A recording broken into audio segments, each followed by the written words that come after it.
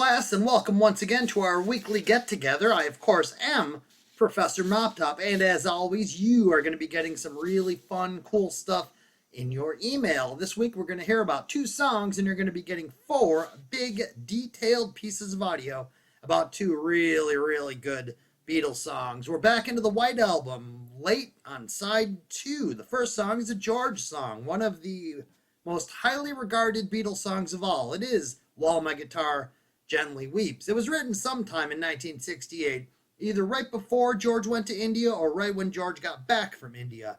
He went to visit his parents, and he was reading the I Ching, and in it he was reading about how everything has a purpose. So he picked up a random book, and he opened it up, and he read the phrase, gently weeps, and as George explains it, because that moment, that was important, that was where he took inspiration. And then, of course, he loved guitars and wrote around the phrase, While My Guitar Gently Weeps. He demoed it right before they went into the studios with some slightly different lyrics. You'll hear Professor Moptop talking about that on your audio. There is internal rhyming in the song, which includes inverted, converted, diverted, and perverted. In July of 1968, the 4 Beatles rehearsed the song. After they rehearsed it all day, George stayed late at the studio and recorded a solo acoustic version of the song. For a while, he was considering releasing that as the version of the song as would be on the White Album. In August, they started again from scratch, and then in September, they again started on it, once again from scratch. They all played really well on it together, which was nice. During the tense sessions, they didn't always get along as well as they used to, but for this song, they did play well. A lot of that has to do with the very special guest that George invited, which was Eric Clapton. Now, George was always trying to get more respect as a younger little brother Beatle, and one of the ways he did this was by inviting Eric Clapton, who was considered and widely regarded one of the greatest guitarists of all time at the time, into the studio to play the solo on this very standout Beatle track. The other song we're going to hear about is Happiness is a Warm Gun, which is actually a bunch of different shorter songs that John had stitched together into a really interesting song, one of the most interesting Beatles songs of all. Right after John came back from India, he had some bits of songs, none of which really connected, but he figured out a way to put them all together. He had the tune, but he didn't have really the words for what would become Happiness is a Warm Gun. He had the I Need a Fix Because I'm Going Down part,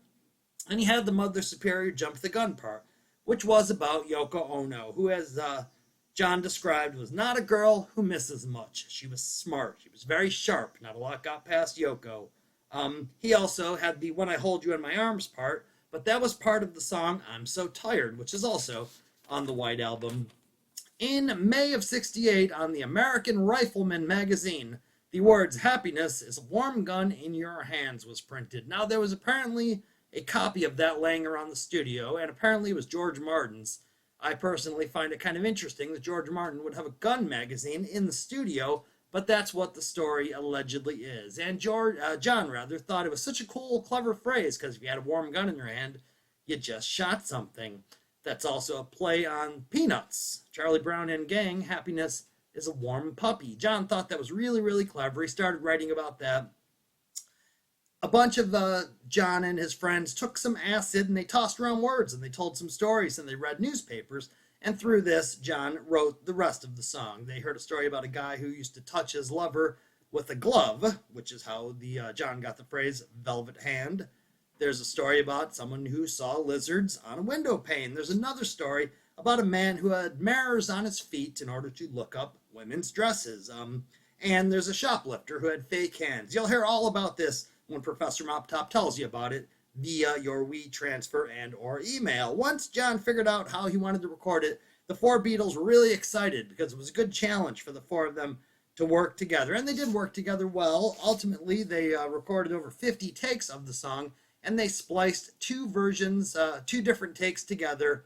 There's a lot of time changes, a lot of interesting stuff going on, a lot of cool lyrics, a lot of neat stuff going on in Happiness is a Warm Gun. I will talk to you again next week or so. Thank you as always. And as always, I'm Professor Moptop. Always.